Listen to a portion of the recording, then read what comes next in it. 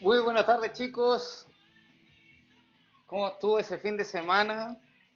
Supongo que estudiaron, ¿no? Se estresaron, lloraron, comieron, carretearon.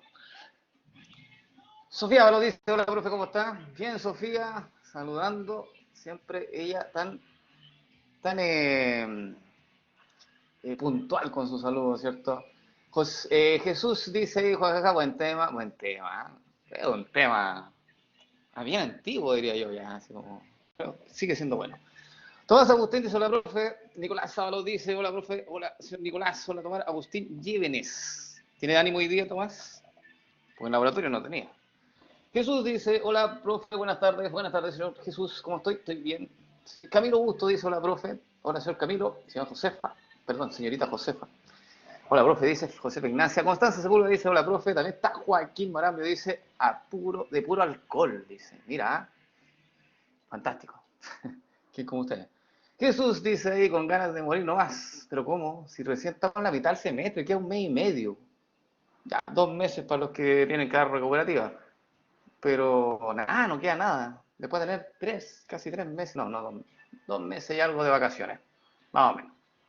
Haga su último esfuerzo. No queda nada. Dice acá, Juan José dice llorando con Anato. Pero si Anato memoria nomás, ¿o no? ¿O la tienen presencial? ¿La tienen presencial? ¿Sí? Ah, uy, perdóneme la risa esa maquiavélica que mandé, pero que ahora sí, que claro, ahora lo entiendo. No voy a decir nada, voy a llorar con ustedes. Sí, llorando con el nato, entonces dice Juan José. Mike dice, hola, profesorcita Mike, Jesús dice, ¿y el suyo? Ajá. Ay, no me acuerdo qué pregunté. ¿Y el suyo? No sé qué mío. Valentina Isabel dice, hola, profe. Juan Gallego dice, Oli, Oli Juan. Tomás Jiménez dice, acá, me quitó mi agüita. Yo le quité su agüita. Tomás, usted osó entrar con una botella de agua al interior del laboratorio. Y eso no es permitido, menos con pandemia. Así que, Tomás, se la entregué después, la dejé en mi puesto la agüita ahí. Así que no se preocupe. María Ungaro dice, Oli, profe, Oli, señora María Ungaro. Joaquín Marambio dice, lo veo en la recuperativa. No, no creo. Me decían le fue bastante bien el resultado. Nicolás Sábalo dice presencial, jaja. Sí, presencial, ven, cambia la cosa. Sofía Ábalos dice sí. Juan José dice, ahora todas las solemnes lo son. Al parecer. Por lo menos no han dicho nada. A mí, de hecho, me confirmaron que la solemne bioquímica iba a ser presencial. ¿Ya? Así que parece que a pesar de que Santiago retrocede en fase, al parecer se va a mantener, digamos, la normativa. Ya, Josefa se ríe nomás. Sofía dice, no le veo la gracia. Ah, perdóneme, Sofía. Perdóneme. Ya, no me voy a reír más. Joaquín se enoja también. Hashtag. Ah, no, en este gato es el hashtag. No sé si es hashtag o no es hashtag. Terror ahí, dice ahí. Su fin de, pues, profe, la pera es real, dice Sofía. Bueno, a usted la niña pera. Emma dice, jaja, Mike que dice estafa. Ah, no sé, no me aleguen a mí. La carrera es la que toma las decisiones. Juan Gallego dice, profe, ¿sabe la obra de la solemne bioquímica? Sí, le mandé un mail. Juan Gallego, sí. Ustedes son en el módulo 4. En el módulo 4. Módulo 4, que eso es. Y les mandé un mail a las 12:20, no, 12:30. Estoy anotando. A 13:50. Ese va a ser el horario. Así que lo espero allá. La sala y eso todavía no me lo han dicho, pero yo creo que dentro de esta semana, la próxima, me van a comunicar esa información. El 11 de noviembre todavía quedan como, ¿cuánto? 13 días, 15, 14 días todavía, así que hay tiempo. Ya. Joaquín dice, profe, hay un tema con el control. ¿Qué pasó con el control? El control lo dejamos fijado para el jueves 4 de noviembre, tengo anotado acá, y en el horario está por definir, pero el horario de clases. ¿Sí? No sé cuál es el problema. Dice ahí, es que está pegado a la solemne biomol que es presencial. Ya, pero yo lo sometí a votación con ustedes, pues ustedes me dieron la venia.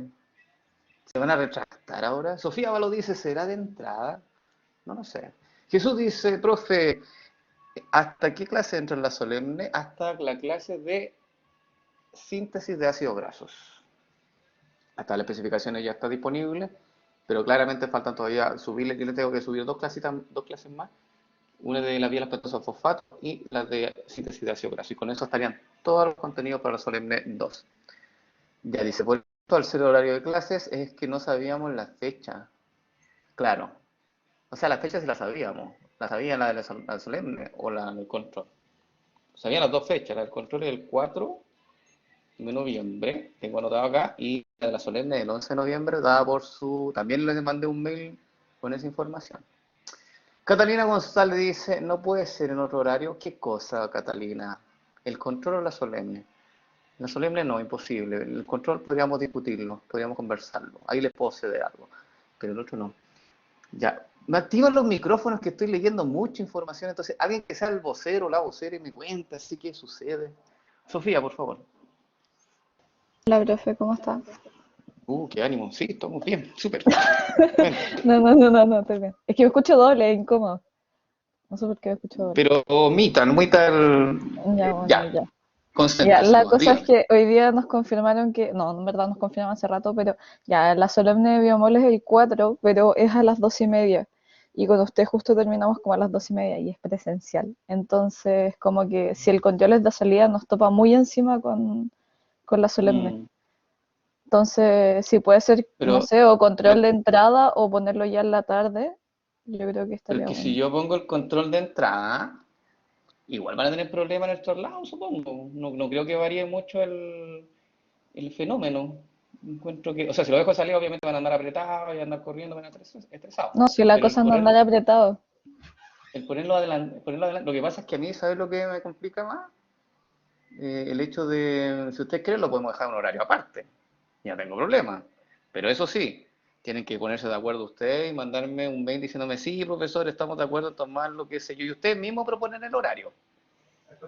Yo Así, opino que así. debería ser en la tarde. No sé, yo creo que No, iríamos a pero someterlo a ustedes se ponen de votación. acuerdo.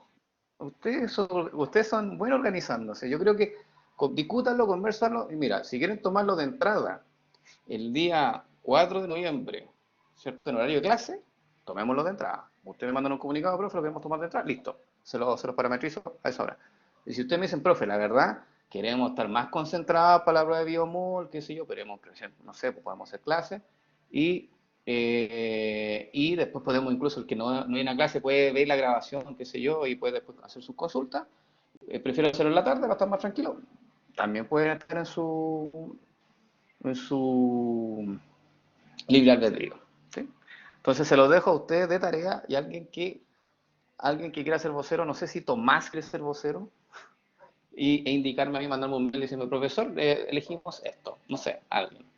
Alguien que se ofrezca, no tengo ningún problema. ¿Sí? Porque la otra vez fue Sofía para el laboratorio y obviamente ya Sofía no puedo abusar de su confianza. Entonces, propongo a señor Tomás, si es que Tomás me dice que no, ya Tomás está tirando la pelota, le dice a Juaco ya. Entonces, ustedes, bueno, ahí se ponen de acuerdo y me dicen, ¿ya? Porque eso ya se escapa a mi...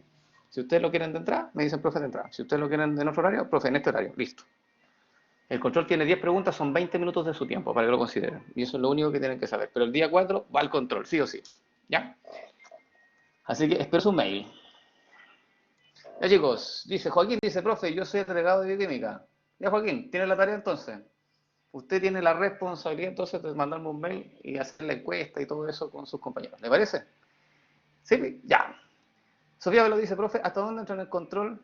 Hasta vía las pentosas fosfato, que vamos a terminar de ver, en teoría esta semana deberíamos ver gluconeogénesis, glicogenolisis y vía las pentosas fosfato. 4 clases, pero la vía las pentosas fosfato es una clase súper corta. Ya. Mike dice, ya. Mike, ya. Sofía dice, o sea, entra hasta donde veamos esta semana. Sí, exactamente. Pero el control es el jueves, así que también podemos el miércoles utilizarlo. Ah, nosotros tenemos clase el jueves. Ah, para tenerse esta semana, sí. Profe, mucho. No voy a decir nada. Josefina Parra dice ahí, Oli, hasta saludando a su amiga. Y a mí no me saluda. Ok, vamos entonces hoy día con gluconeogénesis. ¿Se acuerdan que habíamos hecho una especie resumen de lo que era la gluconeogénesis y cómo se activaba la gluconeogénesis? ¿Sí? En la clase pasada. Le hice un esquema general de cómo ocurría, entonces cómo se activaba la gluconeogénesis, ya, sí, ese dibujo es súper lindo, ya. Ahora vamos a ver en detalle entonces las reacciones de la gluconeogénesis y como ustedes ya están en contexto les va a ser mucho más fácil. Pero antes de eso quiero saber si ven mi cursor. ¿Lo observan? Sí, estoy moviendo la manito, ¿no? Ya, entonces voy a tener que usar la misma estrategia que hice en la mañana, que fue básicamente compartir pantalla. No sé qué pasó con la aplicación, a mí lo actualizaron y quedé sin cursor. Así que voy a compartir pantalla para mostrarles entonces PPT y así no andar perdido. ¿Okay? Cosas que pasan con las actualizaciones de repente. Avísenme cuando puedan ver mi pantalla. Y aquí pueden ver sus chats, ¿sí? Profe, ¿por qué no nos deja rayar? No, Sofía, no. Ahora quiero rayar, después que la sala no quería salir a la pizarra. ¿No? ¿Quién las entiende las personas? Ya. Qué ordenado, profe. Tomás, por favor. No voy a decir nada. Sí, tiene razón. Soy desordenado. Ya. Gluconeogénesis. ¿Qué es la gluconeogénesis? Vamos a ver entonces cómo se activa, cuáles son las enzimas claves, cómo se regula y además vamos a ver cuáles son los órganos que hacen este tipo de rutas metabólicas. ¿Ya? Así que dice, ¿quiere morir? No, no quiero morir, por eso me quedé callado. ¿Sí? Ok, vamos entonces. Temario de hoy día. Dice, explicación de la gluconeogénesis y tejidos que la realizan. Eso tenemos que ver. Enfatizando las enzimas involucradas en los procesos irreversibles, porque claro, las enzimas que hacen los procesos irreversibles en las rutas metabólicas, justamente son esas enzimas que son reguladas, por eso son las que más se estudian. Tenemos, por lo tanto, que ver la regulación opuesta entre la glicólisis y la gluconeogénesis, y esto dado por el hecho de que estas dos rutas metabólicas, que estoy indicando ahí, son antagónicas. Significa que una se tiene que activar y la otra se tiene que inhibir necesariamente, ¿ya? Estas dos rutas no pueden estar funcionando al mismo tiempo porque son rutas antagónicas, ¿ok? Y obviamente tenemos que ver cómo se regula en los distintos tipos celulares estos dos rutas, o estos dos procesos, o estas dos rutas, ¿ok? Dice aquí, Jesús dice, profe, matémonos. ¿Qué les pasa tanto? Eso es instinto suicida que tienen. Ya, rol central de la glucosa. Allí repasando, ¿ah? Dice, existen tejidos que dependen exclusivamente o casi exclusivamente de glucosa para la producción de ATP. ¿Cuáles son esos órganos de tu cuerpo que necesitan y que privilegian la glucosa como combustible para la síntesis de ATP? Son el sistema nervioso, en donde está ahí el cerebro, bulbo raquídeo, ¿cierto? Médula espinal, cerebelo y todos los componentes del sistema. Bueno, ellos son súper dependientes de glucosa. Los eritrocitos, ¿ya? Los eritrocitos, dado que no tienen mitocondria, ojo, hay una pregunta de prueba relacionada con eso, los eritrocitos, dado que no tienen mitocondria, no pueden hacer respiración celular. Entonces, la única opción que tienen es hacer glicólisis. Por eso es tan importante para ellos que tú le entregues glucosa a esa célula. Los testículos, en el caso del hombre, para la producción de espermatozoides, para la producción, por ejemplo, de testosterona por las distintas células de este aparato reproductor, se necesita glucosa, ¿ok? Y la médula renal, súper importante para que haga su funcionamiento este componente del riñón, necesita entonces de que se le dé glucosa al cuerpo. ¿Sí? Por eso sale aquí una persona así como ingresando azúcar adentro de una célula, dice ahí. Cerebro, dice acá, el cerebro es fundamentalmente utiliza glucosa y también puede utilizar algo que se llama cuerpo cetónico, que lo vamos a ver después, para la solemne 3, ¿ya? Y otro tipo de combustible, que es un combustible tipo alternativo que usa el cerebro en el caso de no consumir glucosa. Y ahí está la dieta cetogénica y todo, pero eso lo vamos a ver después. Lo que nosotros vamos a centrar hoy día es en la glucosa, de cómo la puede obtener entonces estos distintos órganos. Se calcula que el cerebro, por ejemplo, consume 120 gramos de glucosa al día. ¿Ok? 120 gramos de glucosa al día, para que lo tengan en consideración. Dice acá, Violita, dice acá Sofía, no créanme que a veces las personas consumimos más de 120 gramos de glucosa a diario, porque hay otros órganos que también necesitan glucosa, y hay unas personas que consumen en exceso de glucosa, y eso después se transforma en grasa.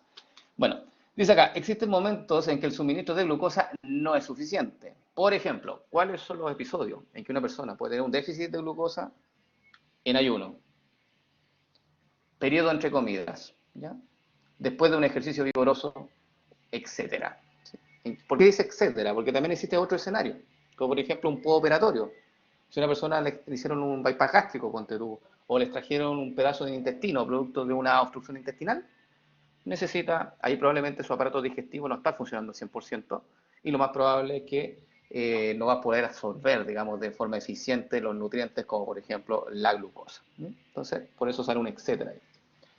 Dice, nuestro organismo responde sintetizando glucosa entonces a partir de precursores no glucosídicos y esa ruta metabólica en que sintetiza glucosa a partir de estos precursores se denomina gluconeogénesis, que es el nombre que sale ahí.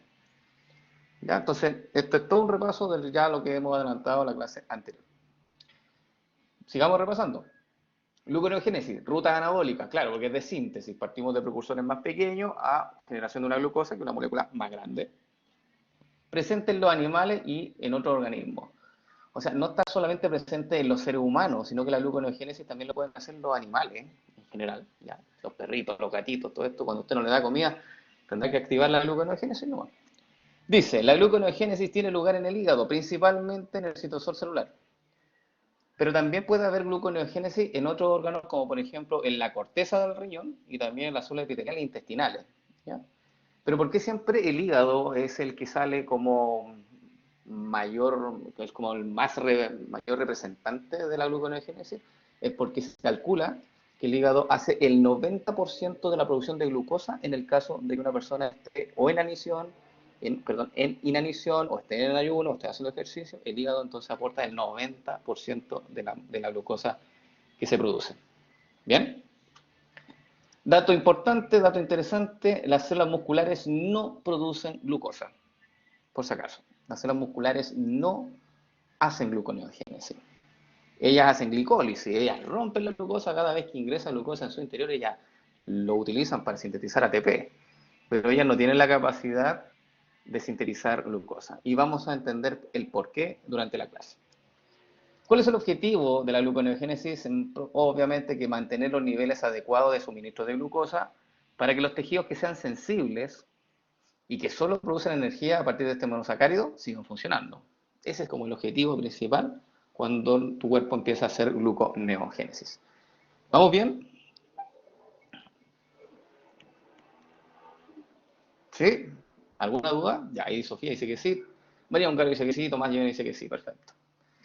Ya, vamos entonces con datos interesantes de qué se necesita para hacer gluconeogénesis. ¿Todo bien? Dice Jesús. Ya. Jesús dice profe. Mientras Jesús ahí tipea, voy a leer acá. Dice, el organismo puede sintetizar glucosa a partir de qué? Estos son los precursores, estos son como los ingredientes de los cuales puede partir la ruta metabólica. A partir del lactato, tú puedes sintetizar glucosa. O sea, el hígado puede utilizar lactato como precursor. El hígado también puede utilizar oxalacetato como precursor. Si a alguien se le olvida de dónde viene el oxalacetato, proviene del ciclo de Krebs. ¿Ya? Porque es un intermediario, de hecho, del ciclo de Krebs. Ya. Aquí dice Tomás, dice, ¿qué significa que los precursores no sean glucosídicos? Ya. Precursores que no son glucosídicos significa que son como ingredientes donde tú puedes generar glucosa, pero que no son de origen de azúcares. Por ejemplo, mira, el glicerol, este que está aquí, que aquí también sale mencionado, el glicerol, ¿de dónde viene el glicerol? No viene de un azúcar, ¿cierto? El glicerol viene de los triglicéridos. ¿Se acuerdan de eso? ¿Se acuerdan que el triglicérido está formado por triácido graso y un glicerol? ¿Sí? Bueno, como ese glicerol no es de origen de azúcar, viene de una grasa, en ese caso, el glicerol, se dice que ese glicerol entonces no es un precursor, no es glucosídico, ¿ya? No es de un azúcar, sino que provenía de otro tipo de materia prima. ¿Sí? ¿Ok? ¿Ya Tomás? Y buena pregunta y claro, no es directamente de glucosa, no es directamente un precursor, no es de origen de carbohidrato, a eso te dice. Pero buena pregunta Tomás por lo siguiente, que puede entrar en la solemne. ¿Sabía usted que el exceso de consumo de glucosa lleva a que usted pueda aumentar de grasa? Me imagino que eso usted lo sabía. ¿Sí? Sí, sabía que el exceso de consumo de glucosa, más que de glucosa, de carbohidratos, ahí sí, el exceso de consumo de carbohidratos puede llevar a que la persona aumente de peso, es decir, que aumente en este caso la síntesis de grasa. ¿Sí? ¿Eso usted lo sabía? ¿No? ¿Sí? ¿Sí? ¿No? ¿No? ¿Sí? Ya, perfecto. ¿Sí lo sabían o no? ¿Sí? Por eso el nutricionista siempre cuando una persona está sobrepeso, lo primero que hace es como decirle ya disminuye el consumo de carbohidratos. ¿Ya? Y los alimentos procesados, es como lo primero que le dicen. Ya. Pero, Camilo dice ahí porque se inhibe la beta oxidación o no, tiene que ver con uno de los tipos de regulación. Exactamente, cuando tú consumes carbohidratos, se privilegia el consumo de ese combustible para sintetizar ATP en varios tipos de células y por lo tanto la beta oxidación ahí disminuye y se empieza a acumular la grasa porque hay síntesis de ácido graso. Ya, pero eso lo vamos a ver la próxima semana. ¿Sí? Pero ¿por qué viene al caso la pregunta de Tomás, que es muy buena? Porque la síntesis de grasa se puede hacer a partir de carbohidratos. Pero si tú quemas grasa, ojo con esto, tú no vas a sintetizar glucosa. ¿Ya? La grasa nos ayuda, no es propiamente tal, la grasa no es un precursor para la síntesis de glucosa. ¿Ya? ¿Para qué te sirve la grasa? ¿Es un precursor? No, no lo es. ¿Pero para qué te sirve? ¿Qué aporta la grasa? No aporta precursores, pero otra cosa aporta para la síntesis de glucosa. El ATP, la energía. Efectivamente. Entonces, como te digo, la síntesis de glucosa podemos hacerla nosotros, pero no a partir de la grasa. La grasa lo que nos aporta es la energía para sintetizar esa glucosa, pero no los precursores. ¿Ya? Y esta lista entonces te marca todos los precursores, como por ejemplo el lactato que viene de, por ejemplo, los glóbulos rojos. Recuerden que los glóbulos rojos hacen fermentación láctica. Y ese lactato entonces se puede mandar a la sangre, al hígado, y el hígado lo puede tomar y convertirlo en glucosa. Y aquí está. El lactato está aquí abajito. Aquí está abajito. Lactato para llegar a glucosa. El oxalacetato, que es un intermediario del ciclo de Krebs, ese también. ¿A dónde está dibujado acá? Aquí está el oxalacetato. También te sirve como precursor para la síntesis de glucosa. Algunos aminoácidos. Por eso las personas empiezan a bajar de masa muscular. ¿Ya? Porque los aminoácidos también pueden aportar como precursores para la síntesis de glucosa. Uno de los aminoácidos más utilizados para la síntesis de glucosa es la alanina, pero no es el único, ojo. ¿Ya? La alanina es uno de los más utilizados, pero no es el único. Es importante entonces, y ahí donde salen los aminoácidos, aquí está la alanina, ¿ves? Ahí está la alanina. Se me corrió esto. Ahí está. La alanina también entonces te sirve para la síntesis de glucosa. Obviamente que también te sirve para la síntesis de glucosa los intermediarios del ciclo de Krebs, que son precursores glucogénicos, o sea, te ayudan a sintetizar glucosa. ¿Cuáles son los intermediarios del ciclo de Krebs? Me imagino que ya se lo aprendió, que se aprendió el RAP, ¿cierto? No sé. Oxalacetato, citrato, isocitrato, alfa-cetolutarato, succinil-CoA, fumarato, malato, oxalacetato, ya lo dije. ¿Ya? Esos son los intermediarios del ciclo. Glicerol. También sirve como materia prima para la síntesis de glucosa. ¿Ok? Así que ahí tienen el listado completo. Dice, para que la célula hepática pueda sintetizar glucosa, entonces, ¿qué requiere? Primero, disponibilidad de esqueleto carbonado. ¿Y a qué se refiere con los esqueletos carbonados? Se refiere básicamente a los precursores que acabo de mencionar anteriormente. Ellos son los esqueletos carbonados. Voy a escribir aquí precursores, con letras mayúsculas, para que se acuerden. ¿Qué más necesito para sintetizar glucosa? ATP. Y no solamente eso, poder reductor. ¿Y qué tipo de poder reductor? NADH. Y vamos a ver más adelante cuánto se necesita de cada una de estas cosas. ¿Ok? ¿Por qué es importante la ATP? Porque es importante el NADH, es necesaria para completar la secuencia de algunas reacciones que se necesitan y que vamos a revisar. Y obviamente necesito las enzimas para hacer la gluconeogénesis. Necesito las enzimas que hagan la catálisis de las reacciones que llevan a esta ruta gluconeogénica. ¿Vamos bien? Entonces, resumiendo, ¿cuáles son los ingredientes para generar glucosa? Primero, los precursores. Segundo, la energía y el poder reductor. Tercero, las enzimas. Y con eso estamos listos entonces para empezar a armar nuestra ruta metabólica. Bien, Joaquín dice ahí, hola chiquillos, les mando la encuesta para definir el horario del control de bioquímica el día 4 de noviembre que coincide con el día que se evalúa la solemne biología molecular. Aceptaré respuestas antes de las 8 pm. Mira, así que ya saben, antes de las 8 pm, no se les quedan 2 horas. Ahí está, en Google Docs. Aquí les dejo el link, que está siendo votado a nivel de gen. A nivel de gen. Ok. ¿Vamos bien? ¿Sí? ¿No? ¿No? ¿Sí? ¿Sí? ¿Ya se están quedando dormidos ya?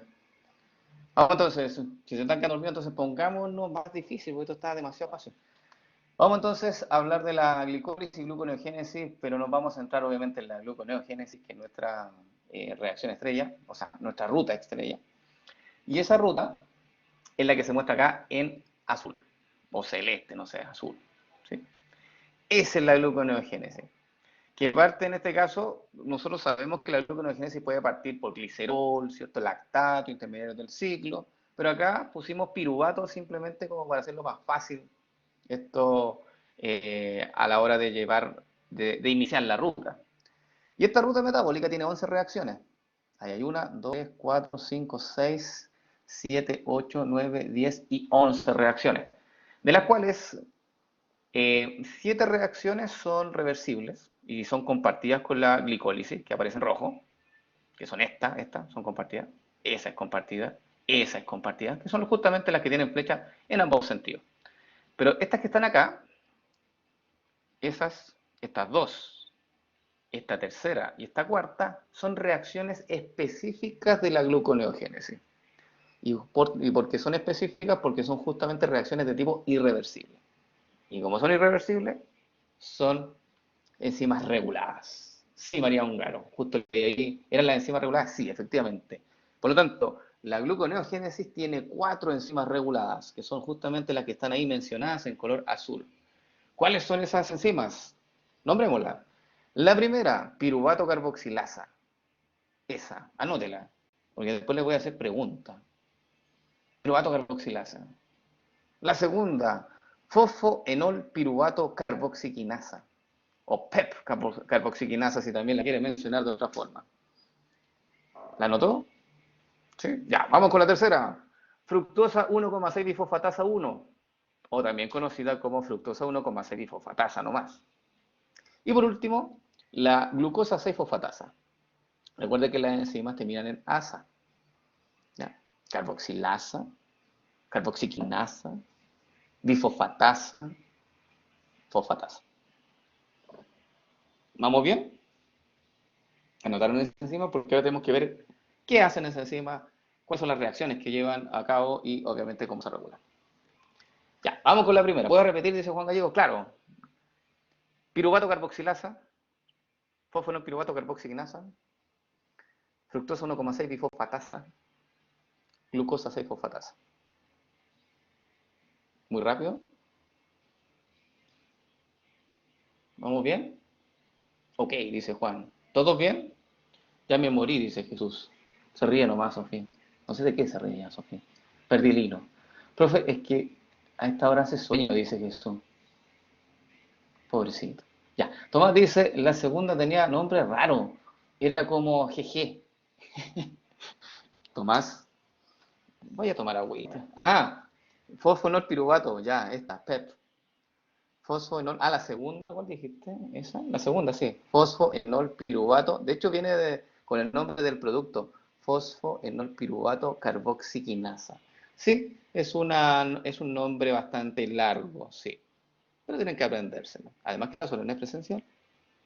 Así que esos nombrecitos ahora van a tener que aprendérselos bien. Ya, y los voy a dejar a cargo. Voy a estar yo también ahí presente, por si acaso, para ayudarlos y asesorarlos. ¿Sí? Sí, PEP para los amigos, efectivamente. A mí me gusta decirle PEP carboxilinasa, más fácil. Vamos. Entonces vamos con esta primera reacción, la que hace la piruvato carboxilasa. Esta, la que está aquí abajo. ¿Se nota el cursor ahí? Sí, ahí abajito, sí. Ahí, ya. Esa. Detalle. Vamos a ver entonces esa reacción en detalle. No tiene que saberse la reacción en detalle, pero hay algunas cosas que son claves que sí pueden aprendérselas. ¿Ok? Mira, para el paso entonces de piruvato, voy a irme a la imagen, de piruvato a fosfonol piruvato, que son dos reacciones. Si alguien no se dio cuenta, retrocedo. Esta, mira. De piruvato, que está aquí abajito, a fosfonol piruvato son dos reacciones. Está esta reacción y después está esta. ¿Sí? Las dos encima, las dos primeras encima. Entonces eso es lo que se muestra acá en este esquema. Ahí está. De piruvato a fosfonol piruvato. Existen dos posibles vías donde puede ingresar el piruvato para transformarse posteriormente a fosfoenolpiruvato, o PEP, como dijo ahí Sofía. ¿Ok? ¿Y de qué depende cuál vía va a ingresar el piruvato? Depende de lo que aparece aquí. Dice, la conversión de piruvato a fosfoenolpiruvato PEP requiere de partida de varias etapas. Además requiere de la participación de enzimas tanto citosólicas como mitocondriales. De hecho, aquí sale dibujada una mitocondria en esa figura. Además necesita de moléculas energéticas como por ejemplo ATP y GTP. ¿Ya? Aquí hay gasto de energía.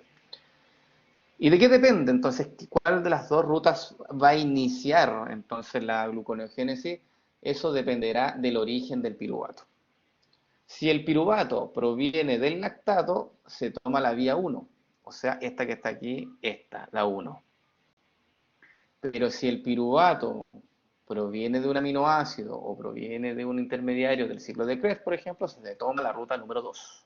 Y eso es lo que muestra aquí con esos números gigantes 1 y 2. Entonces, primero voy a describir la ruta 1 y después voy a describir la ruta número 2. Entonces, ruta número 1. Si el piruvato proviene del lactato, nosotros sabemos que el lactato se transforma a piruvato por la lactato deshidrogenasa. Y usted eso ya lo sabe. ¿Sí? Recuerda que la lactato deshidrogenasa es una enzima que entonces regenera el NADMAS. El piruvato entonces puede hacer ingreso a la mitocondria atravesando ambas membranas. Se dice que este ingreso del piruvato se hace por un transportador que se llama MCT. ¿Ya? Esta es la membrana interna de la mitocondria. Es un dato nomás. ¿Okay? Una vez que el piruvato está dentro de la mitocondria a nivel del citosol, ese piruvato se carboxila. ¿Qué significa que se carboxile? Significa que incorpora un átomo de carbono. Por eso la enzima que hace ese proceso se llama piruvato carboxilasa. De ahí viene el nombre. Porque el piruvato se le adiciona, se le añade un átomo de carbono. Y cuando eso ocurre, se transforma en oxalacetato. ¿Cuántos átomos de carbono tiene el oxalacetato, chicos? A ver si se acuerdan. Recuerda que el oxalacetato es un intermediario del ciclo, el cual se fusiona con el acetil para generar el citrato, y ya 4, excelente. Entonces, el oxalacetato tiene 4 átomos de carbono, el piruvato tenía 3, y con este carbono que se añadió, ¿cierto? Generó entonces el oxalacetato con 4 átomos de carbono. Y después ese oxalacetato se descarboxila. Esa reacción de descarboxilación la hace otra enzima que se llama la PEP-carboxigenasa, ¿ya? Que es mitocondrial porque funciona dentro de la matriz de la mitocondria. Ahí dice mitocondrial PEP-carboxigenasa, ¿sí? Y se transforma finalmente en fosfoenolpiruvato o PEP. Y este sale de la mitocondria por transportadores y puede entonces irse al citoplasma y seguir la ruta gluconeogénica. Ningún problema. Esa entonces sería la ruta 1, si el origen del piruvato es del lactato. ¿Y el fosfoenolpiruvato tiene 3 átomos de carbono? Sí, correcto, Magdalena. Sí. Ya. Vamos con la ruta número 2. Si el piruvato, el origen del piruvato proviene este piruvato de aminoácidos intermediarios del ciclo de Krebs, en ese caso la entrada es distinta. El piruvato ingresa a la mitocondria, eso se mantiene constante. El piruvato se carboxila, eso también se mantiene constante comparado con la otra ruta. Se transforma en oxalacetato, eso también es constante. Y aquí está el cambio, que el oxalacetato entra al ciclo de Krebs y se transforma en malato. Y el malato, eso lo hace la enzima malato deshidrogenasa, y el malato es el que sale de la mitocondria. Y en el citoplasma se vuelve a transformar en oxalacetato por la enzima malato deshidrogenasa, pero citosólica. Y después el oxalacetato se descarboxila, fíjate, una enzima que se llama PEP-carboxigenasa, igual a esta, tiene el mismo nombre, solo que esta es mitocondrial, mientras que esta es citosólica.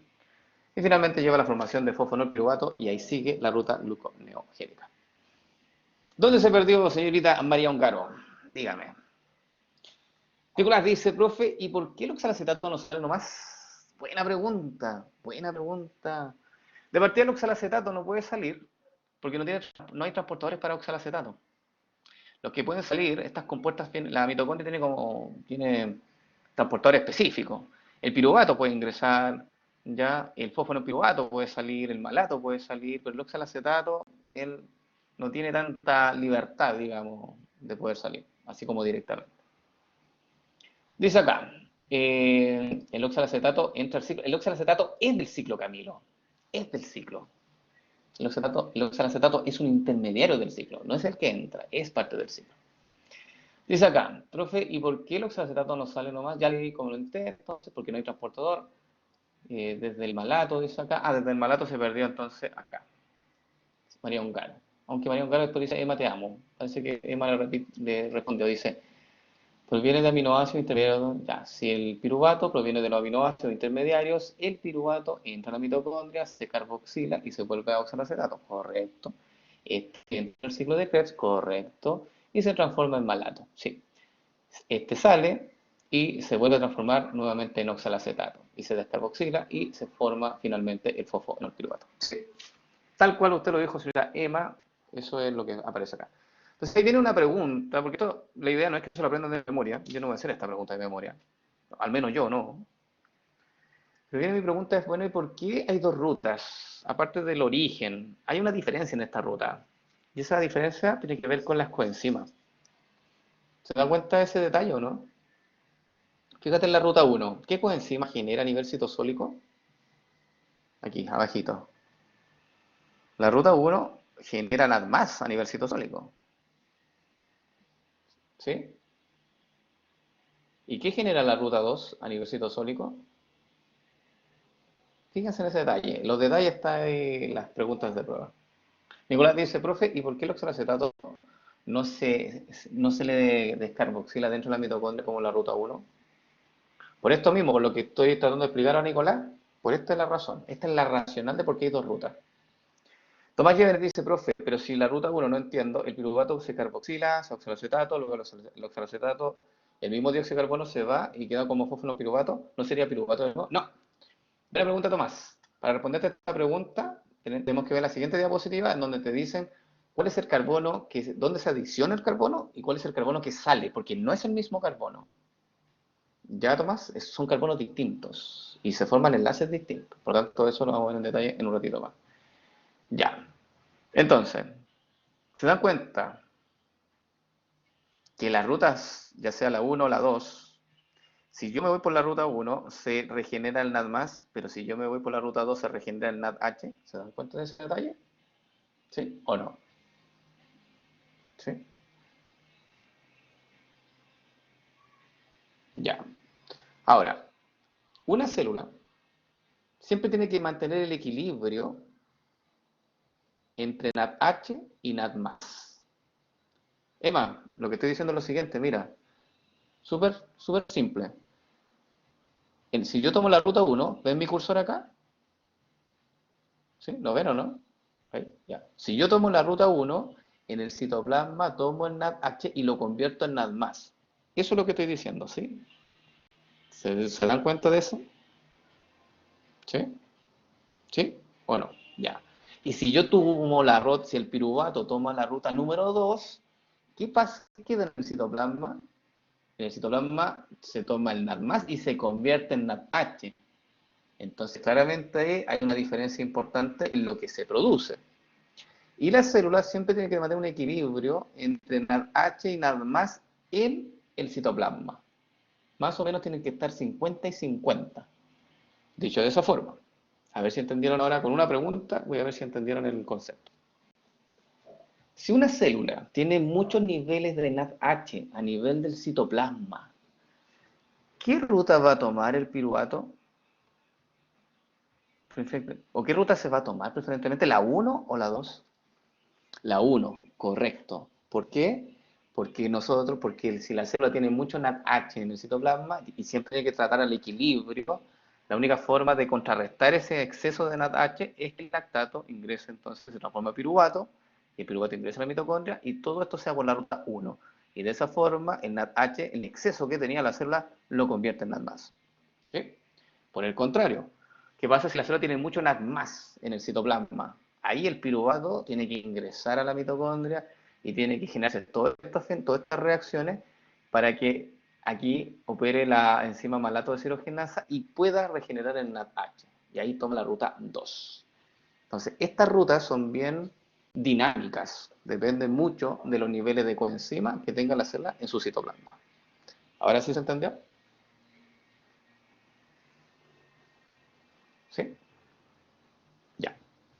Como les digo, estos detalles de saberse esto de memoria no se aplica, pero sí ese dato que le acabo de decir de las coenzimas, ese dato sí puede ser interesante. Camilo dice, profe, ¿y eso se puede relacionar con el caso hipotético, que la célula tenga mucho lactato y requiera realizar glucogénesis? ¿Quisiste decir, Camilo, gluconeogénesis? Porque pusiste glucogénesis, y la glucogénesis es otra ruta que ahora vamos a ver mañana, yo creo. ¿Sí? Gluconeogénesis, ya. Entonces, dice, profe, si esto se puede relacionar con el caso hipotético que una célula tenga mucho lactato, ya sí, y requiera realizar gluconeogénesis, en este caso tomaría la ruta 1. Claro, exactamente. Pero ojo, cuando tú me dices la célula, ¿a qué célula te refieres, Camilo? Por eso te subrayé ahí, la célula me dejaste. Y cuando tú pones la célula, uno se puede imaginar cualquier célula, ¿cierto? Pero esto no es cualquier célula. ¿Qué célula es? ¿Qué célula es? Y no solamente le pregunto a Camilo, le pregunto a cualquiera. ¿A qué célula nos estamos refiriendo acá? No, al adipocito no, Juan, al hepatocito, obvio. ¿Qué células hacen gluconeogénesis? La célula hepática. Y bueno, el riñón, la corteza renal un poquito y el intestino. Ya. Pero aquí nos estamos refiriendo a justamente a lo que dice Sofía ahí, a la célula hepática. ¿Ya? Así que cuidado ahí, Juan, con confundir los conceptos. Adipocito, no. ¿Se entendió? Ahí estoy recalcando conceptos. ¿Vamos bien? Sí, ya. Vamos entonces ahora al detalle de las reacciones. Ojo, esto no tienen que aprendérselo ustedes así, las reacciones de cómo ocurre, digamos, pero es importante que yo se los comente para que ustedes empiecen a familiarizarse entonces con el fenómeno. Mira, Magdalena dice, profe, vea mi pregunta. Magdalena, acá está. Profe, pero ¿qué pasa si quiere tomar la ruta 1 y no hay piruvato que proviene del lactato? Buena pregunta, Magdalena. Buena pregunta. Y aquí yo te la contesto con otra cosa fisiológica. ¿Por qué no hay piruvato que proviene del lactato? Ya, ¿en algún momento tú crees que el hígado va a quedar sin lactato? Porque para hacerse esa pregunta uno tiene que decir, bueno, ¿y de dónde proviene este lactato? Este que estoy marcando acá. ¿De dónde proviene ese lactato que entra al hígado para que haga gluconeogénesis? ¿Dónde crees que viene? A ver si me pueden ayudar. ¿De dónde crees que viene ese lactato? Voy a ver el chat acá, dice, de la fermentación, correcto, pero ¿de qué fermentación? Cuidado con la respuesta. Exactamente, del eritrocito. Muy bien, Juan. ¿Verdad? El eritrocito fermenta siempre. Y nosotros siempre vamos a tener entonces lactato dando vuelta a nuestro torrente sanguíneo. Eso es normal. Por lo tanto, siempre va a haber un aporte constante, Magdalena, de lactato que va a llegar a nivel hepático. ¿Ya? Porque los glóbulos rojos de tu cuerpo constantemente están produciendo lactato producto de la fermentación. Ojo, el hígado no fermenta, ¿ya? Por si acaso, el hígado solamente hace respiración celular, ¿ya? Entonces, es poco probable que se te acabe el lactato, ¿ya? Y más encima, si además haces ejercicio, la cantidad de ácido láctico que va a llegar al hígado va a ser aún mayor todavía. Por eso es que es súper raro que te quedes sin lactato, porque significa como que casi como que tu cuerpo no lo está produciendo y tu cuerpo lo produce de forma constante, sobre todo los glóbulos rojos. ¿Sí? Nosotros fermentamos, dice. Joaquín, no sé. Aquí no, yo no lo discuto. ¿Ah? No tengo pruebas, pero no lo dudo. Ya, vamos entonces con esta reacción entonces de piruvato a oxalacetato. Esta que está aquí, que es la carboxilación, que es lo que me preguntaba Tomás. Pero Tomás me decía, profe, si el piruvato se carboxila y después se descarboxila, ¿no debería quedar también en piruvato? Y la respuesta le dije yo, no, porque hay que ver las reacciones específicas. Y eso es lo que le voy a mostrar ahora. Ahí está, la primera, que es cuando el piruvato se junta con el carbono, ¿cierto? Del bicarbonato. Ahí está el carbono extra. Este es el piruvato que tiene 3 átomos de carbono 1, carbono 2, carbono 3. Se genera la fusión, se genera la unión de toda esta parte que está rosada con este piruvato, y eso lo hace la enzima piruvato carboxilasa a expensas de ATP. ¿Qué significa eso? Que necesita de ATP para hacer esa reacción. Y cuando se lleva a cabo la reacción, se libera el producto que es el oxalacetato, que como ustedes me dijeron, tiene 4 átomos de carbono. Ahí está. 1, 2, 3, 4. ¿Ok? Ahora, este oxalacetato después se va a descarboxilar por la enzima fosfonolpiruvato carboxiquinasa y va a formar el fosfonolpiruvato, el PEP, que sale en la siguiente diapositiva. Y ahí vamos a ver, Tomás, entonces, cuál es el carbono que estáis sacando realmente y qué está sucediendo cuando sale ese carbono. ¿Estamos hablando del PEP? No, todavía no. Más adelante, en la siguiente diapo, vamos a hablar del PEP, señorita Sofía Ávalo. La siguiente reacción, cuando el oxalacetato se descarboxila, ahí se forma el PEP. ¿Sí? Dice acá, profe, ¿se libera agua en el proceso? En este proceso, déjame echar un vistazo acá, según la reacción. Sí, debería liberarse una molécula de agua porque este OH con un hidrógeno de acá deberían formar agua. Porque aquí hay un CH3, aquí hay un CH2, falta un hidrógeno. Este OH tiene que combinarse con un hidrógeno. Sí, debe haber un proceso de deshidratación ahí en esta reacción. Sí. ¿Siempre se va a implicar el bicarbonato? Sí. En algunos textos, Josefina Navia, buena pregunta, sale como dióxido de carbono, pero no es correcto, es el bicarbonato. Recuerda que el dióxido de carbono en agua se transforma en ácido carbónico, que después se dismuta y forma bicarbonato. Entonces, esta es la forma correcta de cómo está ese dióxido de carbono en el agüita. ¿Sí? Dice acá, siempre se va a implicar el bicarbonato, ya lo dije. Jesús dice, profe, aquí el CoA igual hace el intermediario Perkin. El CoA. No, aquí el CoA, aquí la coenzima A no participa. Ah, ya sé a lo que te refieres, Jesús, a lo que dice acá. Ya, que es una buena pregunta, pero no es, aquí no. Aquí en el CoA, fíjate, no está así como tú lo dices, como un intermediario Perkin. No, aquí el CoA hace otra función más importante, que es regulador. Así que eso lo voy a decir en un ratito. Joaquín Marante dice, profe, en esta es de esas como que las que vimos en el ciclo de Krebs, que son las que no son reversibles. Claro, esta es una reacción irreversible, sí, regulada, sí, Joaquín. Ya, entonces, la pregunta que viene a continuación es, bueno, esta enzima, nosotros sabemos que la piruvato carboxilasa es irreversible, por lo tanto tiene que tener reguladores. ¿Cuáles reguladores se conocen hasta la fecha? Es uno solo, para la suerte de ustedes. Ese regulador se llama acetil-CoA, que es un regulador positivo. O sea, que cada vez que la célula tenga altos niveles de acetil-CoA, este acetil-CoA que estoy marcando acá, activa a la piruvato carboxilasa, a la enzima esta.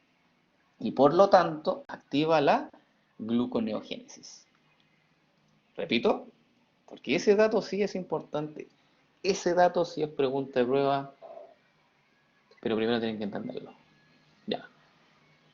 Cada vez que la célula, mira aquí dice, esta enzima, la piruvato carboxilasa, la que estamos viendo aquí en esta reacción, esta, es la primera enzima reguladora o regulada de la gluconeogénesis. Es la primera. Siendo, dice aquí, el acetil-CoA y pónganle activador al tiro, un activador alostérico, si quieren. En vez de ponerle modulador positivo, activador alostérico. Y así vamos directo al grano. ¿Sí? Entonces, el acetil-CoA es un activador alostérico. No es un Perkin, no. De hecho, él es el jefe. Porque el acetil-CoA se une a la enzima y la activa directamente. Le dice, piruvato carboxilasa, por favor, actívate. Hay que hacer gluconeogénesis.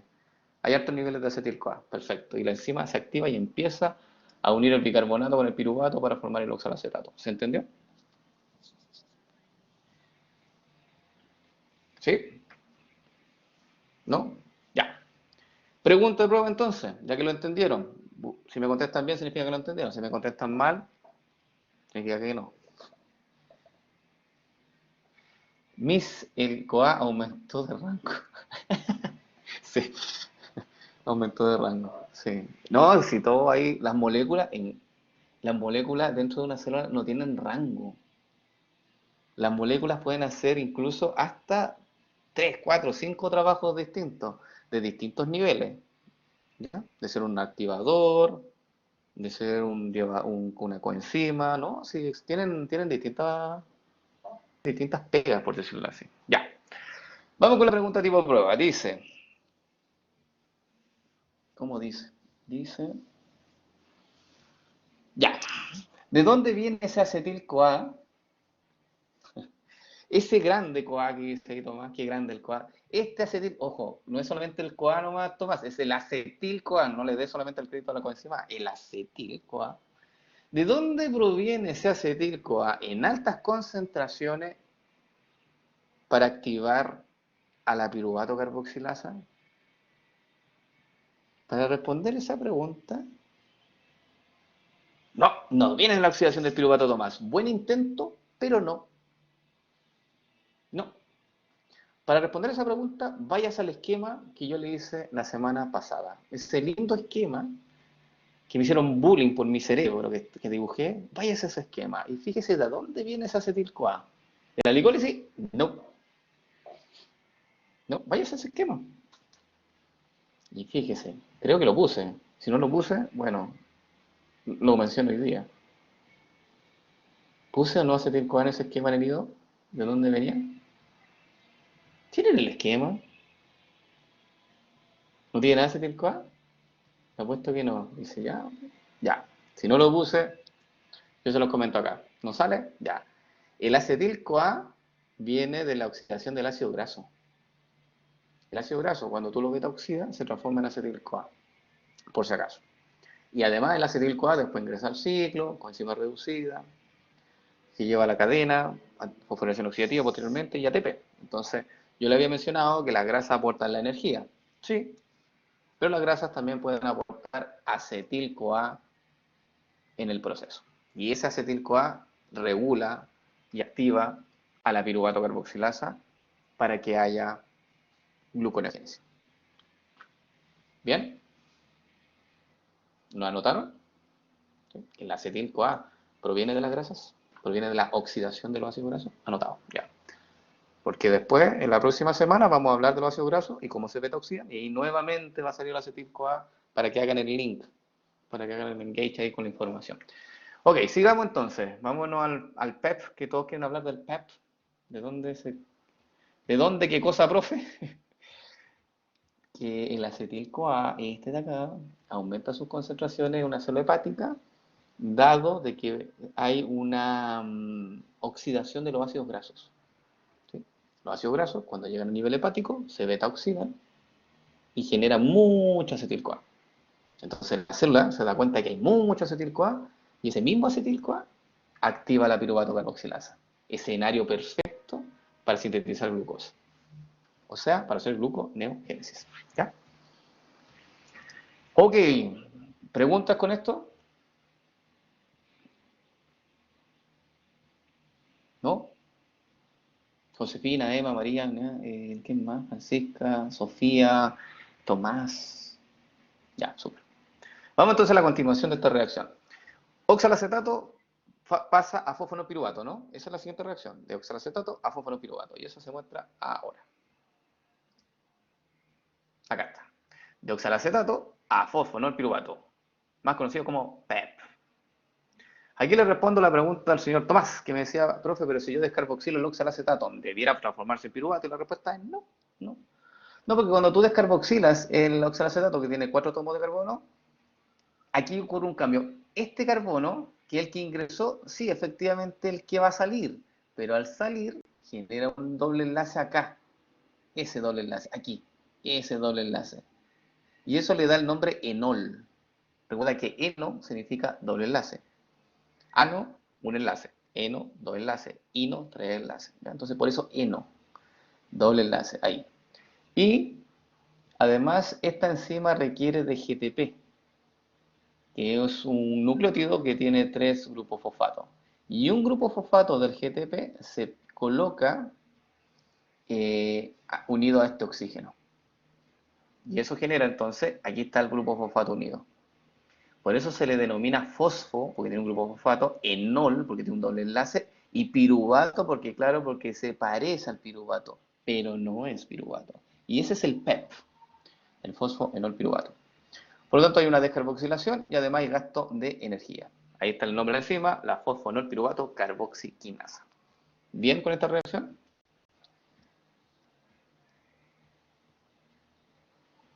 Sí. Dato importante, dato interesante, lo que dice acá. El oxalacetato se convierte en fosfonol piruvato, o sea, en PEP, por la presencia de la enzima carboxiquinasa. ¿Mm? La carboxiquinasa, uno de los requerimientos es magnesio y el otro requerimiento es GTP. Recuerde que el magnesio es un ion inorgánico, es un cofactor inorgánico, un mineral. ¿Ya? Si usted tiene un buen consumo de minerales, esta enzima debería estar funcionando en óptimas condiciones. Y además necesita de GTP, o sea, energía. Aquí hay segundo gasto energético. La fosfonolpiruvato carboxiquinasa, o sea, la enzima, dice acá, es una enzima que opera solamente cuando la concentración de ATP es alta. Y aquí viene mi pregunta, ¿de dónde saca el ATP esta enzima para funcionar perfectamente? ¿De dónde viene este ATP? Antes de leer la pregunta, de la oxidación de los ácidos grasos, muy bien, Juan Gallego. Soy bien majadero con eso, porque es importante el estudiante del área de la salud que sepa eso. ¿Ya? Que cada vez que un animal haga gluconeogénesis, la energía proviene de los ácidos grasos. La energía, ojo. Ok, voy con la pregunta de María Ungaro. Dice, entonces el GTP le otorga al fosfato, le otorga un fosfato, perdón, al oxalacetato, correcto. Para la formación del fosfonolpiruvato, correcto, señorita María Ungaro. Sí. GTP entonces aporta un grupo fosfato y por eso queda convertido en GDP, porque pierde un grupo fosfato, que se lo quedó el fosfonolpiruvato. ¿Bien? ¿Vamos bien? ¿Sí? 29 estudiantes conectados hoy día. Los demás están en la sala, no sé, están en alguna parte. Están poquitos. Jesús, cuéntame. Estoy muriendo. Excelente. Me gusta. Que su cerebro, no que se muera, sino que esté funcionando. Tomás dice, estamos los bacanes. Como que viene muy de cerca la referencia, Tomás. ¿Eh? Ya, Jesús dice, es la hora. No, es temprano todavía, chico. Consuelo Bade dice, profe, la oxidación de ácido graso muy bien, que provee la energía, ¿es la misma que provee el acetil-CoA? Sí, sí, efectivamente, porque cuando tú oxidas los ácidos grasos genera acetil-CoA. Y ese acetil-CoA tiene dos labores. Uno, ir a unirse a la piruvato carboxilasa para activarla, por un lado, y la otra, el otro acetil-CoA dice, ok, yo me voy para el ciclo de Krebs. ¿Por qué? Porque tengo que generar coenzimas reducidas para hacer funcionar la cadena y para que obviamente esta mitocondria sintetice ATP. Entonces, efectivamente, ese acetil-CoA tiene como un doble rol. Un porcentaje se va a unir a la enzima, haciendo que se active, y el otro porcentaje del acetil-CoA se va a unir al ciclo para la síntesis posterior de ATP. Así que, buena pregunta, Consuelo. Joaquín Marambio dice, ya la tiró, profe, me moriré. Joaquín. Pues sí, Jesús dice, profe, si no llego al final de semestre vivo, es por su culpa. Oh, ya, lo voy a anotar, ¿eh? Pero ¿y si vives? Me debes algo. Ya. Ok, ¿vamos bien, chicos, hasta ahora? ¿Sí? Ya pasamos las dos primeras reacciones importantes de la gluconeogénesis. Y son cuatro. Nos faltan dos. Pero para la suerte de ustedes, las dos enzimas que vienen a continuación son más fáciles. No por ello las menos importantes, ¿eh? Ojo con eso. De hecho, la que viene esa la voy a saltar esa diapo. Y esta la voy a simplemente mencionar, que dice así. La, la reversa de los pasos glucolíticos de 9 al 4, voy a leer primero, se logra a expensas del aporte de energía del paso 7 en forma de ATP. Dice, solamente ocurre gluconeogénesis neta cuando el hepatocito, esto es importante, solamente ocurre gluconeogénesis neta cuando el hepatocito se encuentra en condiciones de energía celular relativamente alta. ¿Por qué? Porque la gluconeogénesis requiere de ATP y requiere de NADH. Entonces, voy a hacerle, lean esto, que dejé ahí destacado, denle una vuelta, yo creo que esto ya lo sabe, porque a continuación le voy a hacer una pregunta. Y Josefina le voy a responder lo que dice. Dice, profe, ¿la fosfanopiruvato carboxilasa era irreversible? Sí, señorita Josefina. Todas las que estamos viendo en detalle son irreversibles. ¿Sí? La piruvato carboxilasa, por ejemplo, la fosfanopiruvato carboxiquinasa, ojo, ahí hubo un error de tipeo, Josefina, no es fosfanopiruvato carboxilasa, es fosfoenolpiruvato o PEP, carboxiquinasa. Así que ojo con ese error, para que no lo cometan en la solemne. Jesús dice ahí, profe pregunta. Adelante, Jesús. Mientras Jesús hace la pregunta. Ah, no, dígame más Profe, Jesús. o sea, mi pregunta es más que todo relacionada con la parte anterior, que por ejemplo, cuando nosotros hablamos de cuando se transforma piruvato en oxalacetato, ya el acetil-CoA viene de la oxidación de los ácidos grasos, ¿cierto? Pero Correcto. cuando nosotros hablamos de la transformación de oxalacetato en fosfoinol piruvato, la energía proviene de la oxidación de los ácidos grasos. Entonces, cuando se oxidan los ácidos grasos, esa es mi duda, se genera el acetil-CoA que tiene dos caminos, pero para el tema de generación de energía, elige irse al ciclo para generar ATP. Ya, buena pregunta, señor Jesús. No pienses que sea una molécula de acetil-CoA. Cada vez que tú quemas grasas, cada vez que tú haces beta-oxidación de los ácidos grasos, un ácido graso, para que tengas en consideración, un ácido graso, ponte tú de 20 átomos de carbono, para poner tu número cerrado, puede beta-oxidarse y generar 10 moléculas de acetil-CoA. 10. Entonces dices, bueno, si las enzimas que hacen las reacciones son reciclables, probablemente con un acetil-CoA nomás que se vaya a unir a la enzima suficiente, de esos 10. Y los otros 9 pueden ingresar al ciclo para la síntesis de ATP. Entonces ahí la célula toma la decisión de cuánto acetil-CoA manda como regulador y cuánto acetil-CoA manda al ciclo de Krebs para la síntesis de ATP. Eso la célula lo define y eso depende mucho de cómo están los niveles de azúcar en sangre. Si tú tienes una hipoglicemia severa, lo más probable es que ahí la célula mande al tiro la acetil-CoA síntesis de ATP para poder sintetizar la gluconeogénesis rápidamente. Pero si tienes una disminución de la glucosa sanguínea leve, ya ahí lo más probable es que lo actúe más como regulador y no tanto como la síntesis de ATP. Por eso te digo, ahí tu hígado hace el ajuste fino hacia dónde voy a mandar esos acetil-CoA. ¿Ya? Buena pregunta. Ok, dice acá, Josefina Navia dice, es que recuerdo cuáles eran sus reguladores. Buena pregunta, Josefina. Ah, por los reguladores. Sí, esa enzima, la fosfonolpiruvato carboxiquinasa, que es irreversible, el único regulador conocido hasta ahora es el ATP, que dice que necesita altos niveles de ATP, y sería. ¿Ya? Así que sí, es irreversible y tiene un regulador que es el ATP, ¿no? Que salía en la diapositiva anterior como que necesitaba altos niveles de ATP. Así que también es una buena pregunta.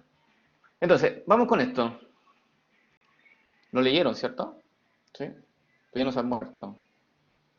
¿Están ahí todavía o no? Sí, ya. Entonces mi pregunta es muy simple, es una pregunta más fisiológica. ¿Todavía vivo algo? Ya.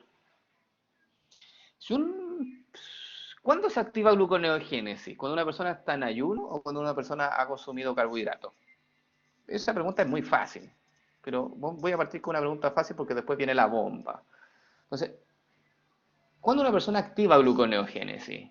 ¿Cuando está en ayuno o cuando está comiendo así, no sé, cabritas, papas fritas y bebida? Cuando está en ayuno, ¿cierto? Ya. Una persona está en ayuno, gluconeogénesis. Entonces, si la persona tiene un bajo consumo de calorías, producto de estar en ayuno, ¿cómo es posible que el hígado, el hepatocito, para que haga gluconeogénesis, necesita mucha energía? ¿No sería algo como contraproducente? ¿Entiendo, no? Es como, oye, no tenemos comida, oye, no hemos consumido alimento, y el hígado te dice, a mí no me importa, necesito ATP. Y así dice el hígado, necesito ATP. ¿Por qué aún así se le da el ATP al hígado? Claro, se lo saca de la grasa, ¿cierto? Se saca de otras fuentes, pero ¿por qué? ¿Por qué le decimos ya hígado? Y le decimos ya, no importa, no hemos consumido nada, pero aún así te vamos a dar energía. ¿Para qué? Para que actives tu ruta metabólica gluconeogénica. ¿Por qué lo hace el cuerpo? A pesar de que los niveles energéticos a nivel fisiológico no están del todo óptimos. ¿Como una inversión? No sé si como una inversión, Tomás. Yo creo que para gastarlo al tiro, más que para una inversión. Porque para mí una inversión es que lo usáis para que al final te dé una ganancia, y este no es el caso. Exactamente, Josefina Naya, para los órganos sensibles. Exactamente. Porque para mantenerte vivo, muy bien, Joaquín. Porque los órganos sensibles utilizan glucosa. ¿Ok? El hígado no es un órgano sensible de Jesús. No. Los órganos sensibles son el cerebro los glóbulos rojos, los testículos y la médula renal. Entonces, para que esos órganos funcionen óptimamente, exactamente como dice Valentina, Isabel dice, está obligado el hígado a sintetizar glucosa. Esa es su pega, digamos. Tiene que hacerlo. Y el cuerpo, las grasas dicen, yo te aporto energía, estimado, para que pueda hacer ese proceso de síntesis, porque si no, usted no lo llevaría a cabo. ¿Ya? Así que por eso el hepatocito necesita altos niveles de energía. Porque el gluconeogénesis es súper cara, energéticamente hablando. Ahí vamos a ver cuánto se necesita finalmente. Es carísimo. Vamos con la tercera reacción. Los varios los varios pueden consumir otras cosas, Nicolás, como por ejemplo ácido graso. No tienen tanta demanda de azúcar, de glucosa. Ellos no, igual que el corazón, por ejemplo, el corazón tiene alta demanda de ATP, funciona 24/7. Sin embargo, el corazón se alimenta preferentemente de grasa, directamente de ácido graso. Por eso consuma grasas buenas para mantener sano su corazón. Jesús dice ahí, el cerebro entonces es un órgano sensible que necesita glucosa en ayuno. Sí, pues el cerebro es súper sensible a glucosa, súper sensible. Josefina Navia dice, o sea, en resumen, el ayuno destruye el rollito regalón para proceder a la gluconeogénesis, ya que la oxidación del ácido graso, exactamente, más o menos usted lo dijo Josefina, pero ojo por eso, el ayuno también destruye músculo, no solamente el rollito regalón que puse ahí, también destruye músculo y por lo tanto la persona también pierde masa muscular cuando hace ayunos muy prolongados. Ojo con eso. Ya. Vamos entonces con la reacción de la tercera enzima de la gluconeogénesis. Voy a leer lo que dice acá. La enzima que hace esta reacción se llama fructosa 1,6 bifosfato. Ese nombre anótelo. De hecho lo voy a subrayar, se lo voy a destacar ahí, porque esa enzima es la más importante de la gluconeogénesis. La fructosa 1,6 bifosfatasa, de hecho, no, aquí está el nombre de la enzima, ese era el sustrato, perdón. Ya. Un segundo, ahí sí. Entonces, este era el sustrato, así que voy a retroceder esto, sin color, sin subrayado, porque es sustrato. Dice, la enzima que cataliza la desfosforilación de la fructosa 1,6 bifosfato es una enzima que es una hidrolasa y que se llama fructosa 1,6 bifosfatasa. Ese es el nombre de la enzima. ¿Ok? ¿Este es el paso 2 o el paso 3? Da lo mismo eso, Josefina. Depende del texto. Algunos lo clasifican como paso 2, otros lo clasifican como paso 3. ¿Ya? Porque algunos textos clasifican del paso de piruvato, piruvato como el 1, todo eso.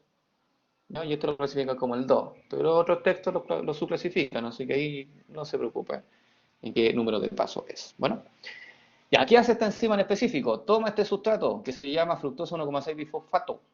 ¿Por qué se llama así? Porque tiene un grupo fosfato unido al carbono 1 y tiene otro grupo fosfato, aquí está, unido al carbono 6. Por eso se llama fructosa 1,6 bifosfato. Tiene dos grupos fosfato, entonces.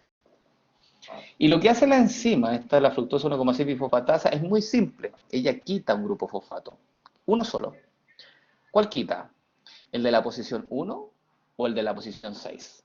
Veanlo usted, si el resultado es fructosa 6-fosfato, el de la posición 1, efectivamente. Ese grupo fosfato que estaba acá, lo retira mediante un proceso de hidrólisis y en su reemplazo coloca un grupo alcohol, que ahí está. Y por lo tanto genera un producto que se llama fructosa 6-fosfato. O sea que la fructosa solamente va a tener un grupo fosfato en la posición 6. Y esta enzima es la más importante de la gluconeogénesis. ¿Y por qué es la más importante? Porque se regula recíprocamente con la PFK1. Jesús dice ahí, profe, al quitar el grupo fosfato es donde libera energía y por eso se dice que es muy exergónica la reacción. Sí, efectivamente.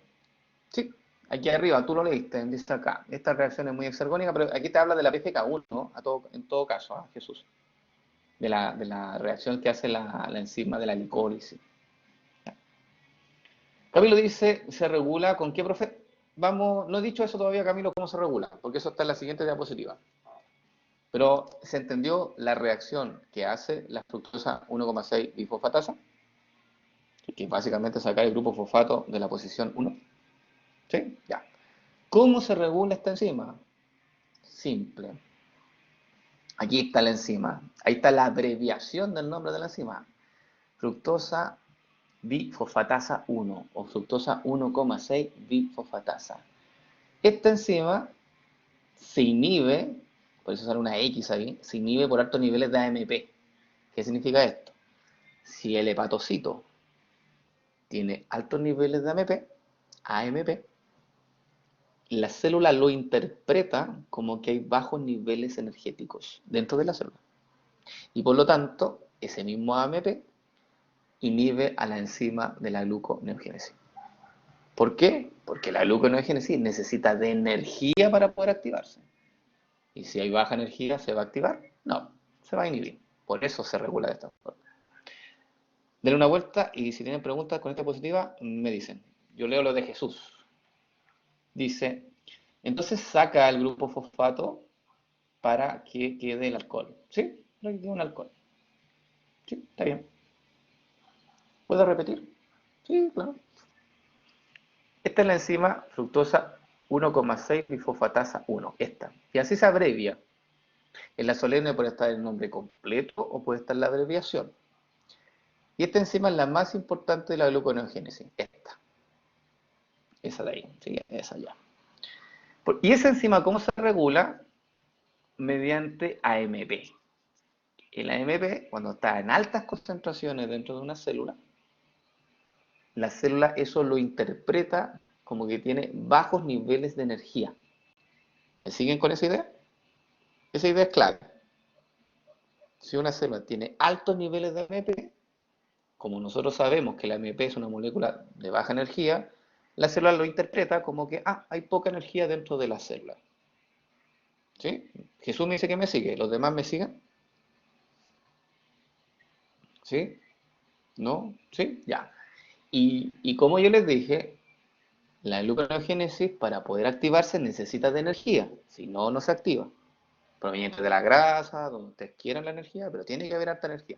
Por eso que el AMP es un inhibidor, porque si se encuentra en altas concentraciones en la célula lo interpreta como que tiene bajo nivel energético y por lo tanto tiene que bloquear la gluconeogénesis. Y por eso se bloquea la enzima clave que es la fructosa 1,6 bifosfatasa 1.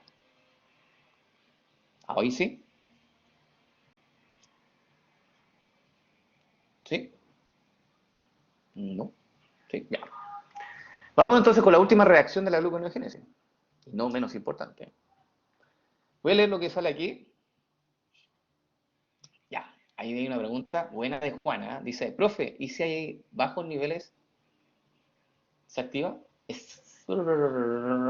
¿Qué cosa se activa? ¿La enzima o la gluconeogénesis, Juan? Porque la respuesta es sí, pero se activa la gluconeogénesis. No directamente esta enzima. Esa no, esta no. Pero sí se activa, por ejemplo, la número 2, que es la fosfenopiruvato carboxigenasa. Esa sí se activa con altos niveles de ATP, que es lo mismo que decir bajo niveles de ADP o AMP. ¿Sí? Que es lo mismo, es como parafraseando tu idea, ¿no? Ya. Joaquín Marambio dice, profe, lo interpreta como que está alto. ¿Qué cosa? ¿Qué cosa lo interpreta como está alto? Ahí me perdí, Joaquín. Tomás Llévenes dice, ¿en qué contexto el bajo niveles de AMP? Buena pregunta. Me gustó esa pregunta de Tomás. Se la voy a devolver a ustedes. O ustedes creo que le contesten a Tomás. ¿En qué contexto fisiológico? Lo voy a hacer ahí. Es una pregunta tipo prueba. ¿En qué contexto fisiológico yo debiera esperar que en el hígado hayan altos niveles de ATP? Exactamente, después de su buena comida. Pero no solamente en ese escenario, sino que también en otro escenario. En ayuno. Bien, Nicolás. En estrés no sé. Yo creo que el estrés es un poco más, muy general el estrés. Genera efectos diferenciales en el cuerpo. Depende de la persona. ¿Ya? Pero sí, la comida, después de una buena comida, obviamente de tener niveles elevados de ATP, y eso está bien, Y en ayuno también van a haber niveles elevados de ATP. En el hígado, ojo, estoy hablando del hígado, solamente enfocándome a ese órgano. Dice, estrés, cortisol, azúcar. Sí, puede ser que el estrés también lleve a un aumento de ATP a nivel hepático, puede ser, ¿ya? Pero como te digo, el estrés a veces la gente lo toma de diferentes formas y eso puede generar algunas rutas metabólicas, algunos cambios ahí internos, ¿ya? Los momentos de euforia, no lo sé. Todos esos cambios psicológicos es difícil. Ahí conectar la psicología con la parte bioquímica del órgano, ya eso se requiere un estudio un poco más en detalle. Y ahí necesitamos ver otras vías de señalización y todo eso. Y como no es el alcance del curso, no, prefiero no meterme ahí, ¿ya? En los casos de estrés, por ejemplo, en el caso de la euforia, porque son fenómenos un poco más que conectan, digamos, la parte psicológica, ¿ya? Dice acá, y ahí funó lo hepático, podría ser adrenalina, y ahí funó lo hepático.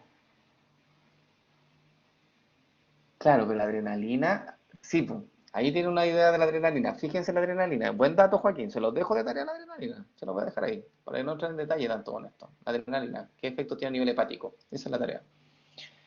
Ya. Pregunta entonces, Joaquín. O sea, perdón, Jesús. Juan dice, profe, pero si después de una buena comida y en ayuno, ¿cómo sabe el hepatocito cuando se gluconeogénesis? Ah, buena pregunta. Buena pregunta. Porque claro, en una buena comida va a haber altos niveles de ATP. Escenario propicio para hacer gluconeogénesis, pero obviamente ahí el hígado no va a hacer gluconeogénesis si estáis consumiendo, ¿cierto? Escenario B, no hay comido nada, estáis en ayuno, altos niveles de ATP a nivel hepático. Entonces ahí dice, uy, pero ¿cómo el hígado sabe entonces finalmente cuándo aplicar gluconeogénesis y cuándo hacer glicólisis? Aquí está la respuesta, estimado Juan, en esta diapositiva, fíjate. Cuando hay muchos niveles de ATP se inhibe, en este caso, lo que hace es que hay otras rutas metabólicas que se tienen que activar otras enzimas, ¿ya? Que lo vamos a ver en la siguiente clase. Cuando una persona consume muchos niveles de carbohidratos, se activan, por ejemplo, enzimas de síntesis de glicógeno. Y eso hace que bajen los niveles de ATP dentro de la célula. Y con esa forma regulas. Es bastante complejo el sistema. Para poder responderte esa pregunta, Juan, que es muy buena, tengo que hacerte un esquema general de todas las rutas metabólicas y conectarlas. Yo creo que todavía no están preparados para tanta información, ¿ya? Pero una vez que pasemos por todas las rutas metabólicas, les prometo que vamos a ver todo esto en su conjunto. Pero para ello tienen que manejar bien cada ruta metabólica, ¿sí? Y efectivamente interviene el acetil-CoA, sí, Juan, tiene relación con el acetil-CoA, pero son muchas rutas metabólicas que tenemos que interconectarlas en nuestro cerebro y lamentablemente en esta imagen y en esta pizarra virtual es difícil interconectar todas esas rutas, ¿ya? Pero las vamos a hacer, les voy a hacer un esquema bien didáctico cuando lleguemos a la unidad 3. Ya, dice acá, lo que inhibe la PFK1, ATP y citrato activan la fructosa bifosfatasa 1, no necesariamente, Josefina Navia, no. Por eso aquí en el esquema nos sale una rayita que haga el efecto contrario, no es necesario, ¿ya? No necesariamente. Solamente la MP tiene un rol dual, ahí sí. Dice en algún libro está más simple. En el Herrera, échale un vistazo. ¿Sí? El Herrera ahí tiene algo de simplicidad. Jesús, cuénteme. Profe, es que yo tenía una pregunta porque ya nosotros hablamos de que teníamos la fructosa 1,6 bifosfatasa que funcionaba en requerimiento de altos niveles de energía, ¿cierto? Ujú. Entonces nosotros dijimos ya que en altos niveles de AMP, que es una molécula de baja energía, la célula lo interpreta como que no hay tanta energía. Entonces no funcionaría la fructosa 1,6 bifosfatasa y por lo tanto no funcionaría el tema de la gluconeogénesis. Pero hablamos, por ejemplo, en casos donde hubieran altos niveles o sea, donde hubieran bajos niveles de AMP, y entonces la célula lo interpretaría como que hay energía. Entonces, en esa parte me confundí porque usted dijo, por lo que entendí, por ejemplo, Ujú. que ahí sí funcionaba la fructosa 1,6 bifosfatasa, pero dijo algo relacionado como que no era como directo la función como de la enzima con el funcionamiento de la gluconeogénesis. Entonces ahí me confundí. Ya, mira, buena pregunta. Mira, se la voy a responder esa con una imagen que tengo aquí y que yo creo que les va a ayudar bastante. Con esta, que es como la última imagen de la última diapositiva. Para llegar a esto, necesito así que estén bien concentrados. ¿Ya? Aquí vamos a, este es como un repaso casi de todo lo que hemos visto a la semana pasada y esta semana. Así que esta diapositiva es clave. Primero voy a leer todo esto y después les voy a explicar el dibujo. Dice, ¿cómo lo hace una célula para regular la glicólisis y gluconeogénesis? Esa es la pregunta que ustedes tienen. Altos niveles de ATP, bajos niveles de AMP, ¿cómo me confundo? De repente dicen ustedes. Y aquí está la respuesta a su pregunta. Dice, la rápida regulación hormonal de la glicólisis y la gluconeogénesis está mediada por un intermediario metabólico, que es este. Este es el clave, este es el regulador maestro. Se llama fructosa 2,6 bifosfato. ¿Se acuerdan de él? ¿Se acuerdan de la fructosa 2,6 bifosfato y qué hacía? Ya, quiero que me digan qué hacía, porque como le digo, esto ya es tomar toda la información que ya hemos hablado y ahora la vamos a aplicar. ¿Qué es lo que hacía la fructosa 2,6 bifosfato? ¿No se acuerdan? ¿Sí se acuerdan? No, no es una enzima, Nicolás. No termina en asa. Es un regulador, de hecho. Fructosa 2,6 bifosfato. Váyase a la clase de glicólisis y averigüe qué hacía este. ¿Activa la PFK2? No, no María un caro. PFK2 genera este producto, que es distinto. ¿Inhibe la exoquinasa 4? No, no la inhibe. No es. ¿No se acuerdan?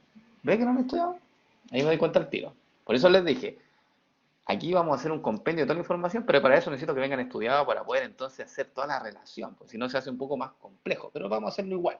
Eva Virginia dice, la fructosa 2,6 bifosfato, la ADP y la MP son reguladores positivos, por lo que su alto nivel, exactamente. La fructosa 2,6 bifosfato es un activador de la PFK1. ¿Sí? Sí, vamos a terminar. Los que se quieren retirar nomás, retírense, pero quiero responder esta pregunta. ¿Ya? Quiero responder esta pregunta, es súper importante. ¿Ya? Aquí dice, Nicolás, activa la fosfofructoquinasa 1. Correcto. Y eso está acá. Ni siquiera se dieron cuenta. Ah, no estaba. Bueno, por aquí debe estar. ¿Sí? Tiene que activar la PFK1. ¿Sí? Debería estar ahí. Ya. Entonces, ese fructosa 2,6 bifosfato es un activador, de hecho es un potente efector, activador de la PFK1. ¿Okay? Si no se acordaba, ahora le hago un resumen. Y dice acá, entonces, ese regulador, fructosa 2,6 bifosfato, es sintetizada y degradada por una enzima que es disfuncional. Esto es nuevo. Esa enzima se llama PFK2 y que también tiene otro nombre que se llama fructosa 2,6 bifosfatasa. ¿Ya? Ese es el nombre de la enzima. Tiene dos funciones. Es bipolar esta enzima. Uh-huh. Y esa enzima, todo esto que está acá, se explica en este esquema.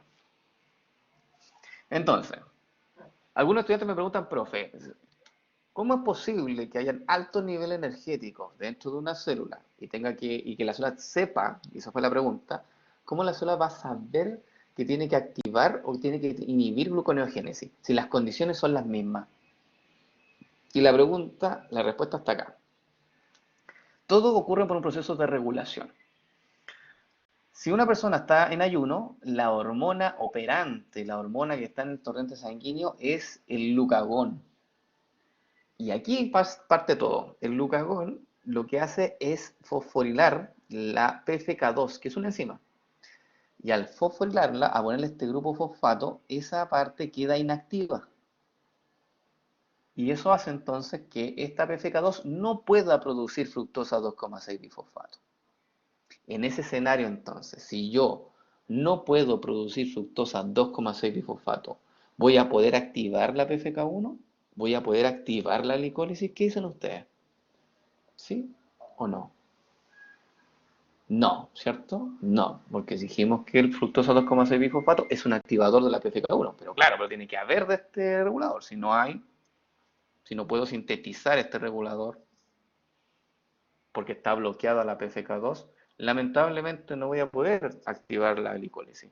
Y por lo tanto la glicólisis se inhibe. Por eso que cuando usted está en ayuno, la glicólisis va a estar inhibida porque el glucagón va a mandar la señal. ¿Ok? ¿Se entendió esa parte? Esto es clave, esto se pregunta sí o sí en la prueba. ¿Sí? ¿Sí? Y de hecho, se activa una parte que se llama fructosa 2,6 bifosfatasa, que es esta parte que está aquí, esta.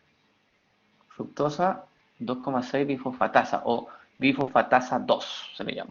Que lo que hace esa enzima, toma la fructosa 2,6 bifosfato y le saca el grupo fosfato de la posición 2, transformándolo en fructosa 6 fosfato y de esa forma lo inhabilita. Baja la concentración entonces de fructosa 2,6 difosfato dentro de la célula y por lo tanto la célula no tiene posibilidad de activar la PFK1 y por lo tanto la glicólisis se va a inhibir por completo. Escenario B. La persona estaba consumiendo altos niveles de carbohidratos. Te comiste una chorrillana, te comiste lo que sea, una Coca-Cola normal. En ese caso, la señal ya la manda la insulina, que es la hormona operante en el torrente sanguíneo.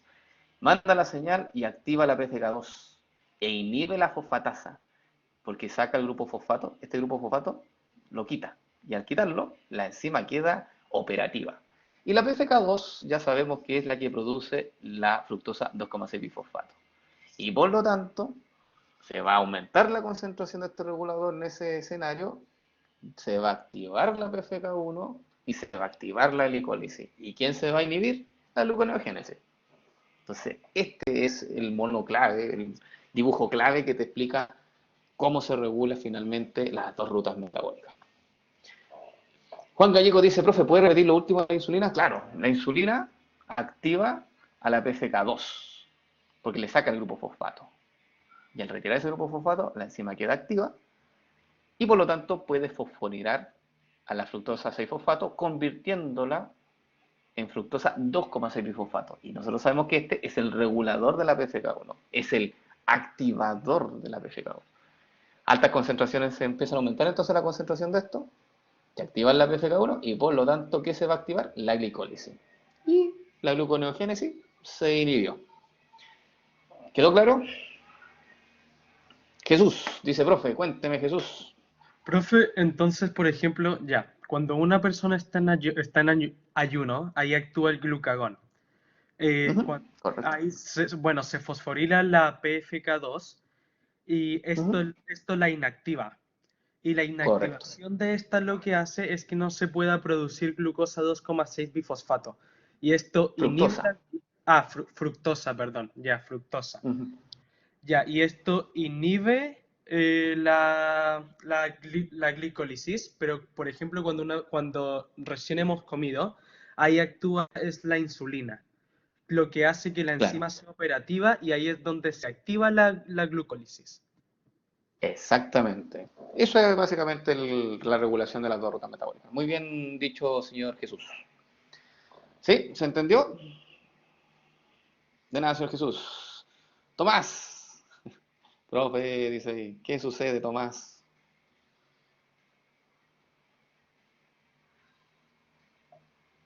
¿Qué sucede, Tomás? Dice, Tomás, ¿el glucagón es el que hace que se oxide el ácido graso también? Sí, Tomás, no te adelantes, pues Tomás, eso es la próxima semana. De hecho, la oxidación de ácidos grasos, Tomás, entra a la solemne 3. Pero sí, efectivamente el glucagón es el que incentiva la movilización de los ácidos grasos del tejido adiposo y los manda al hígado para que el hígado haga beta-oxidación. Así que buena pregunta, pero eso es para la solemne 3. Déjame preguntas para la solemne 3, pues Tomás también. Ya chicos, nada más que decirles. ¿Alguna otra consulta? ¿Algo antes de despedirme? Porque ya estamos pasados 10 minutos. ¿Sí? Ya chicos, que estén bien. Cuídense. Nos vemos entonces mañana. Valentina Isabel dice, cuando se inactiva la PFK2, ¿se inactiva la glicólisis? Wow, espérate, cuando se inactiva la PFK2, cuando se inactiva la PFK2, sí, está bien, me saltó todos los pasos, sí, bien Valentina, correcto. Gracias, dice ahí, buen día, gracias, dice ahí, gracias, chao Constanza, chao Andrés, chao Tomás, ya se fueron todos, ya. Chao Valentina, de nada, chao Salem, chao Maike, Goldener, también está ahí Jesús, adiós, que estén bien, chao Maike, María, y Jesús.